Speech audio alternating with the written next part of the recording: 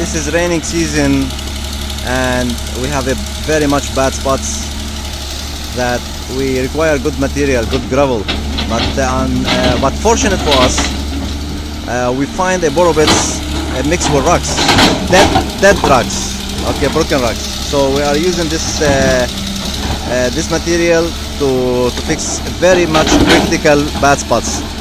I will carry you my next video, or I will add a little video, okay, a short video on this one, just to show you how the bad spots can look like, and before and after we put this material how it will look like.